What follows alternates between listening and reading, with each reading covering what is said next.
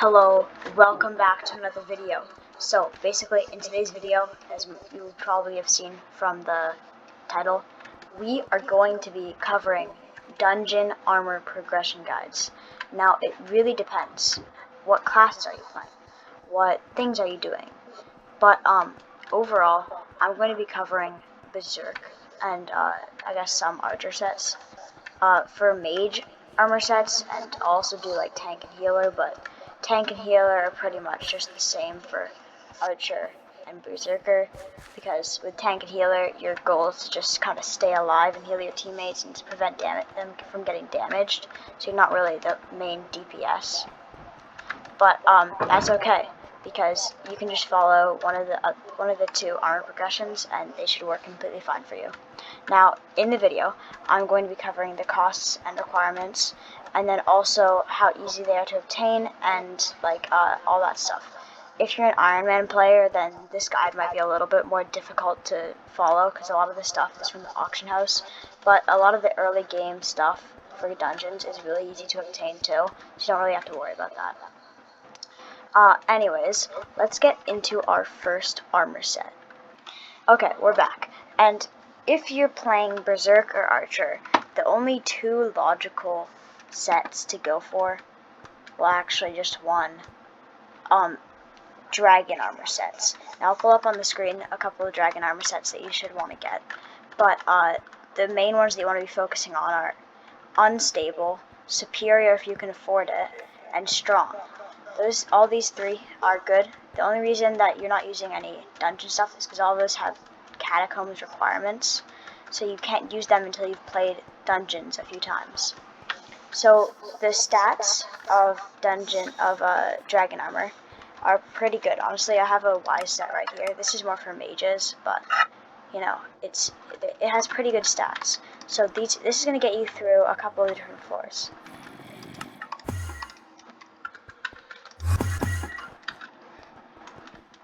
Now, once you have your dragon armor sets, stuff like that, then you could probably start dungeons. Obviously, you'll have your weapon of choice, stuff like that. But, yeah, you should be pretty good to start dungeons. Now, once you go into the dungeons, there will be a few different floors. You need to do the entrance, and then once you've done the entrance, you can just move on to floor 1. Now, once you've done floor 1, there's a lot of different drops that you can get from it. And then this is where, once you reach the catacombs level requirement, you can really start getting decent armor for the catacombs. Okay, we're back here, and the reason I'm back here is because I have a lot of the armor sets and stuff in these chests that you would use for catacombs. So, for example, for Archer, you're gonna want to use Skeleton Master, but this has a decent catacombs requirement, so you can honestly just use like rotten armor, because it has a decent, it has some pretty decent stats and survivability, whereas the Skeleton Master gives you a lot more damage with arrows if you're an archer, so it's really useful. You can also use the Skeleton Soldier or the Zombie Soldier for Berserker and Archer. Those are other options that you can do. And there's also Skeleton Grunt. Let me just see if I can find one.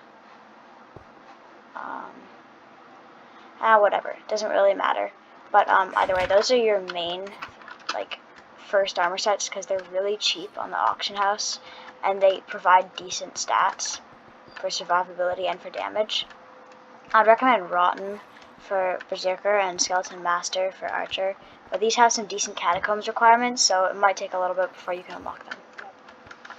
Okay, so for the next armor set, you're gonna it's gonna be a pretty big jump from your Skeleton Master, all that stuff.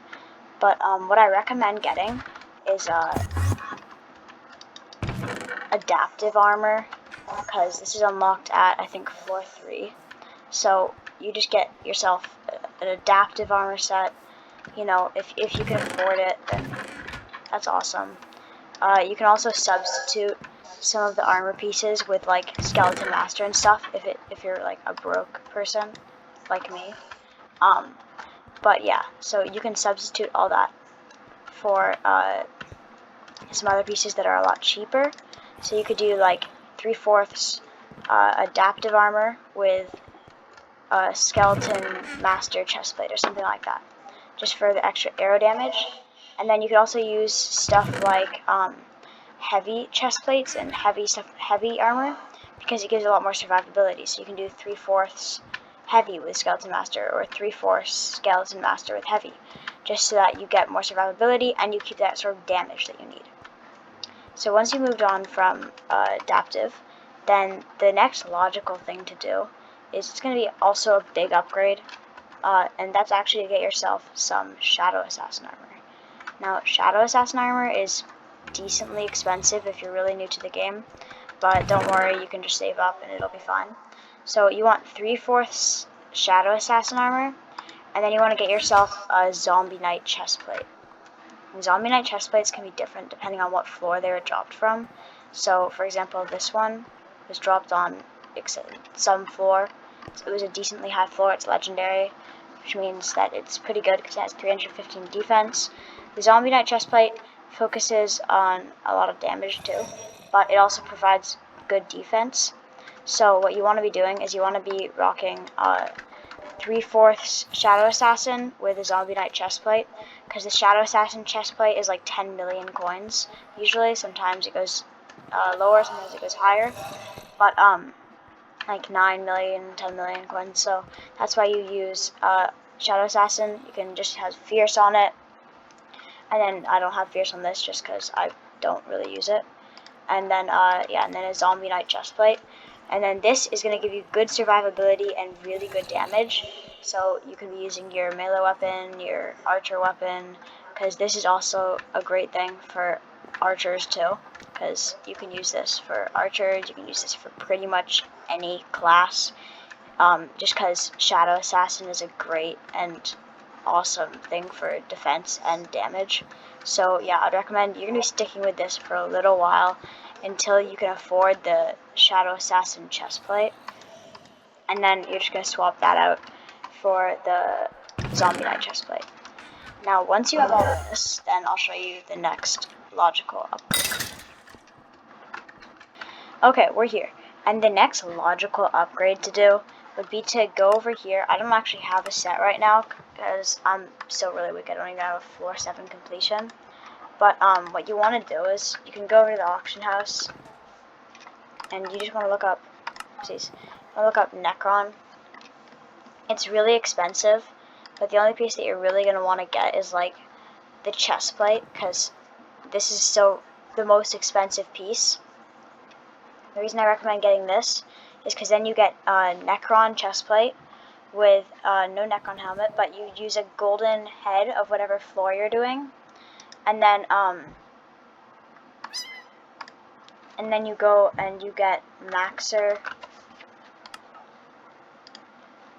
boots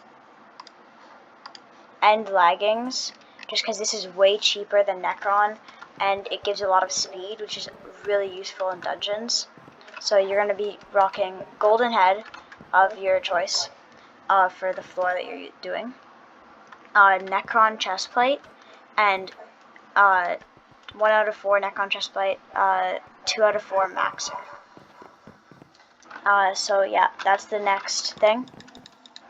Now, the only logical upgrade after this is to go full Necron with a golden head. But what I'd actually recommend doing is keeping the Maxer boots just for the speed.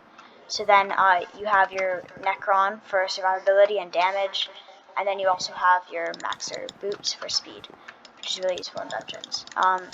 This works for either archer or this guy's actually using the exact set, except I'm not sure. Yeah, no, those are Necron's boots. You can switch out the Maxer for Necrons if you want more damage and stuff, but I'd recommend Maxer just for the speed, as long as you're surviving fine. If you are having trouble surviving, then I would recommend getting the Baby Yeti pet. It can be epic, just because it's really useful, especially with Necron. And, yeah.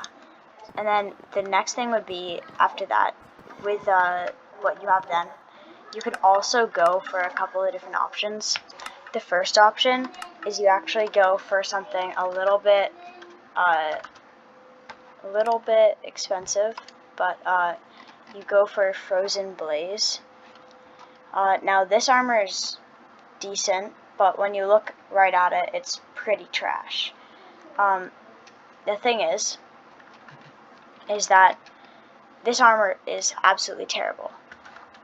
Compared to Necron, at least, it's pretty good, but like, compared to Necron, you're gonna be wanting all the other stuff a lot more. Yeah, so the thing with that is the reason that you're gonna need the Frozen Blaze armor is because it pairs really well with the Frozen Blaze pet. I can just find that real quick. I'm not even sure if there's one for sale. Or actually, no, it's the Blaze pet. Whoopsies. Just the Blaze pet.